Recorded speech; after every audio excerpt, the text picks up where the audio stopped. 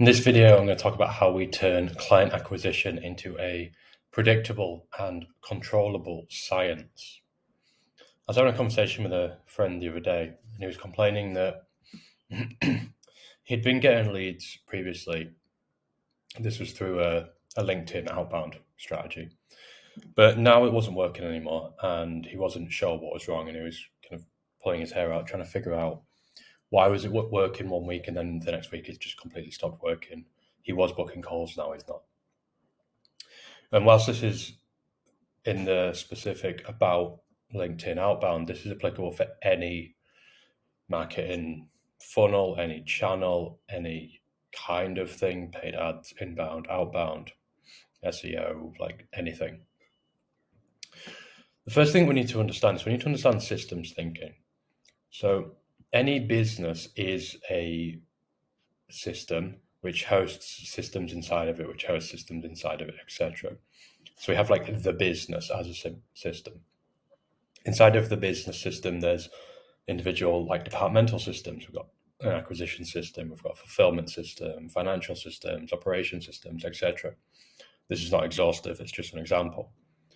And we're focused on acquisition here, so we go into the acquisition. Inside acquisition, we've got like lead gen systems, we've got lead nurture systems, we've got sales systems, follow-up systems, etc. There's lots more. And specifically inside the lead gen, we have like paid systems, we have outbound systems, we have joint venture systems, SEO systems. We need to understand the business through this lens, right? And what is a system? So a system is a group of interacting or interrelated elements that act according to a set of rules to form a unified whole. And this is important for us to understand because we need to understand that when we change one part of the system, it's going to impact other parts of the system. People tend to get a little bit myopic about things and they're like, okay, I'm having calls booked, but they're not qualified.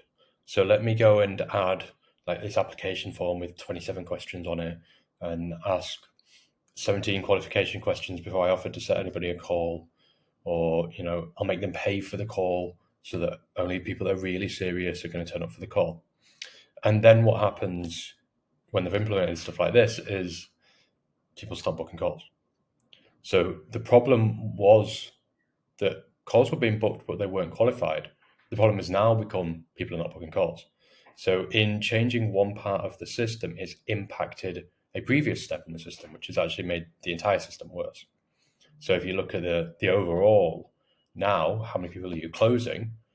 You're probably closing less because less people are booking calls, although you may have been wasting time when people were booking calls that were not qualified. Now you're not getting calls booked at all, which is a bigger problem. So if we understand how systems interact inside of the business, let's look at the example of the LinkedIn outbound strategy. So this is a rough overview of what a strategy looks like. This is approximately what he was doing. You send a connection request, a certain percentage of those people accept, then you send them a message, a certain number of those people respond to that message. You could make that a positive response as opposed to any response. Then you ask some qualifying questions, a certain percentage of people both answer and are qualified. Then you send the sales assets, whether that's just offering them a call, whether it's sending them to a VSL, whatever. And then a certain percentage of those people book a call. When we're looking over this, which is a LinkedIn outbound system, there's a couple of things that we're looking for. We're looking for the absolute volume and we're looking for the ratio. So the absolute volume is if you put 100 people in this side, so you have 100 connection requests, you book 2 calls on the other side. That's absolute volume. If you put 200 connection requests in, you book 4 calls. If you put 300 connection requests, you book 6 calls. Then we've got the ratio. So the ratio is 100 requests, 50 of them accept, 20 of them reply to the message. So this is a ratio, like 50%, whatever, 20%, 40% there.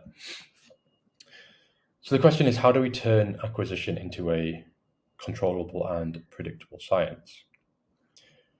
There's a couple of things we can do. We can look at the absolute numbers, right?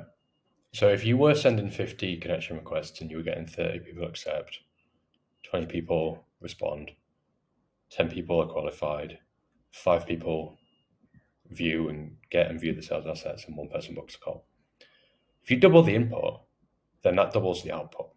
So if we now, instead of sending 50, we send 100 connection requests, we now get 60 people accept instead of 30, 40 people reply instead of 20, all the way through until we get 2 calls booked instead of 1. So you can double in this system, the number of calls booked by simply doubling the volume of connection requests sent. Another way that we can tweak the system, and this is more relevant in the example, we can look at the ratios between each step. So if we keep the volume the same, still doing 50 connection requests, but this time, instead of getting 60% of people accept, we get a 16% bump. So we now get 76% of people accepting our connection request. That now gives us 38 people in this pool instead of 30. So still 2/3 of them respond to the message, still 50% of them are qualified. We're now here at 12 people instead of 10. Now let's say that we also bump this. So we have a better process here. So this micro system between qualifying and sending the sales assets, this system inside of the LinkedIn system, we bump this from 50% to 70%. That now takes this number to 8. So 8 people are now seeing our sales assets, whether that's our VSL or a Google Doc or however we're doing it.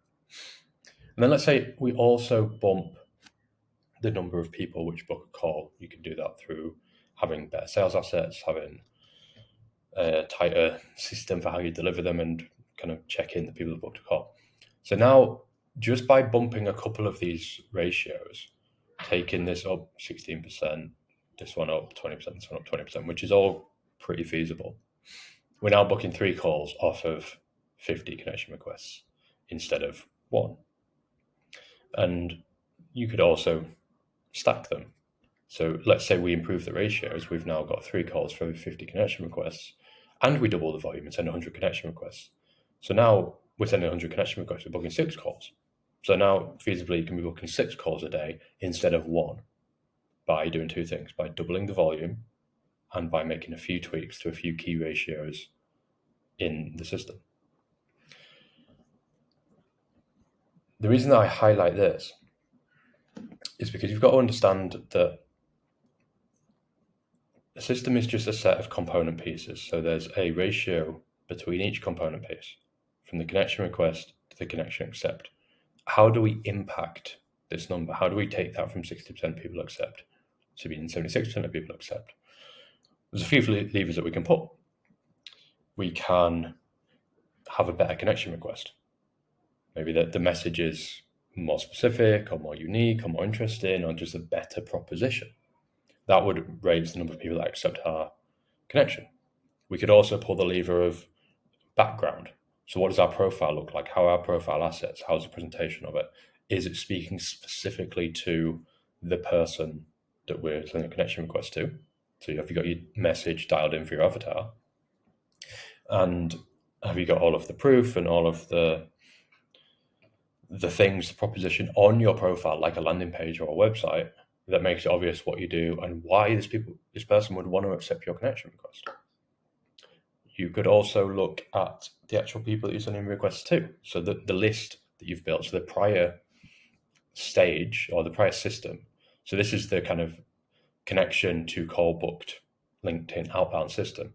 The prior microsystem ahead of this system is building the list. So using search, Sales Navigator, using the search functions on LinkedIn to build a list of who you're actually sending connection requests to, which is based off another prior system, which is the documentation of your ideal avatar and knowing all of the demographics, the psychographics, how to find them on LinkedIn.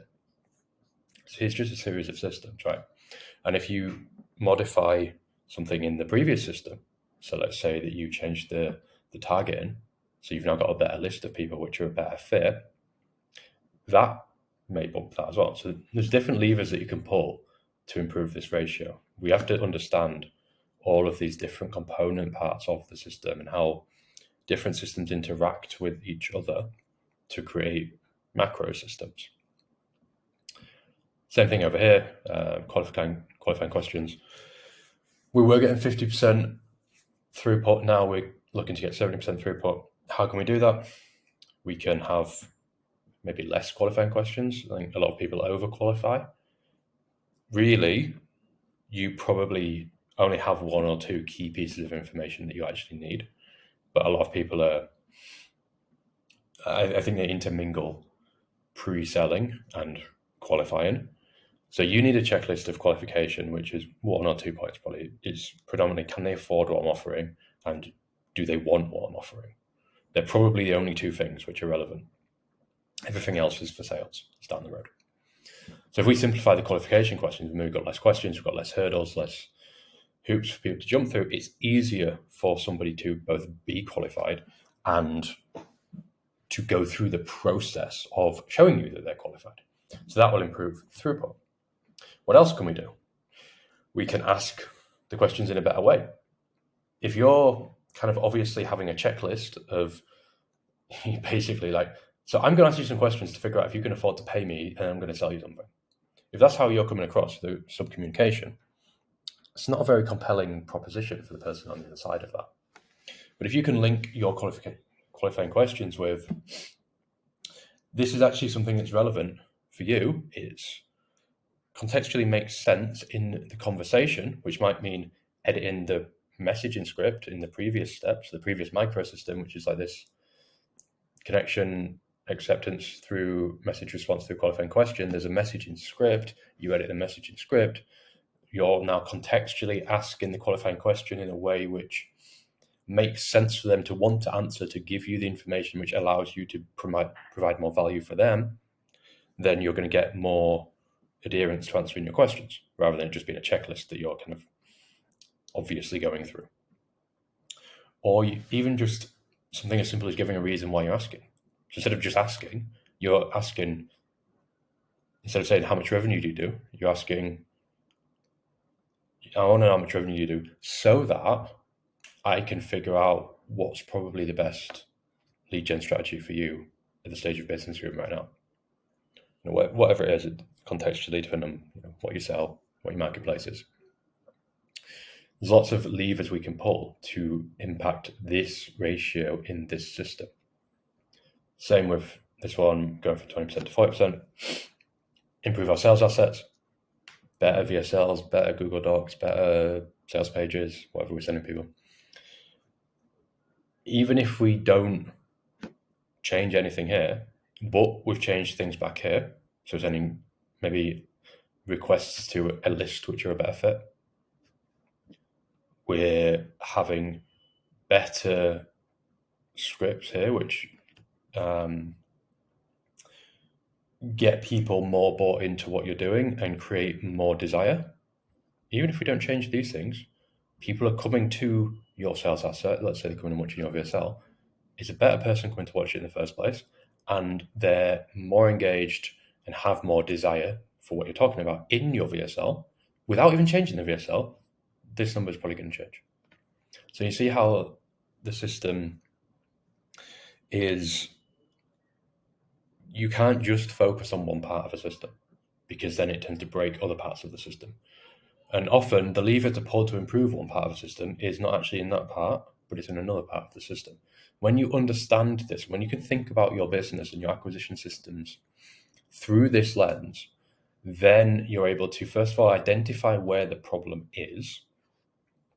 In my friend's case, he had changed a few things. He'd changed his messaging script, he'd changed his qualification questions, and he'd changed his sales assets, which is too many things to change in one go, which was the first problem. But he had taken some qualification questions which were like templated from somebody else, which are not necessarily relevant for what he's doing. So we told him to take out his qualification questions apart from the 1 or 2, which is super relevant. I think for him it was just 1, which was about if they have the money. So it's kind of a revenue question, because based off of the targeting, you already know that they're a fit for what he's doing, and It's assumed that they're interested, otherwise they won't carry on in the conversation. We simplify the messaging script, less questions, more direct, offering a call earlier, less qualification questions, less arbitrary tick boxing, and more in sync with the conversational flow. And then simplified the sales asset, actually took some of it away, and his call booking rate has gone back up again. So by having a systems approach to how his call booking was working, or in this case was not working so well through LinkedIn cold outreach, we're able to understand where the problem lies. Right? Like the first question I asked is, are you doing the same volume that you were doing of connection requests? He's like, yeah, I'm actually doing more.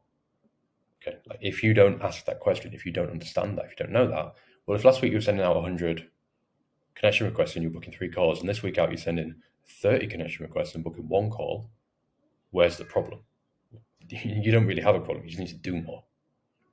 Right, so you've got to have this kind of logical, systematic way of working through to identify where the problem is, where the likely solution is. Once you understand, let's say it's this ratio where there's a problem, that's where you need to have a little bit of insight, experience, innovation, because the answer, as I said, to improving this ratio may not lie in this step. It may not even lie in this system. It may lie in, say, the previous system, which is which list are we using? What are the criteria we've established for our ideal client avatar?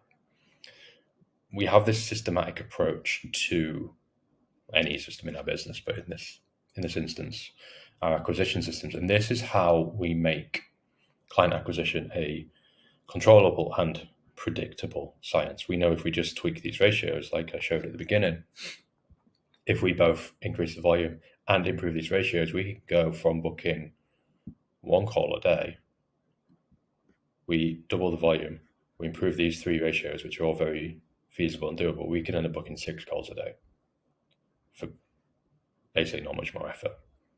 That's a 6-fold increase. That's obviously a huge increase. And this is how we turn our client acquisition into a controllable and predictable science.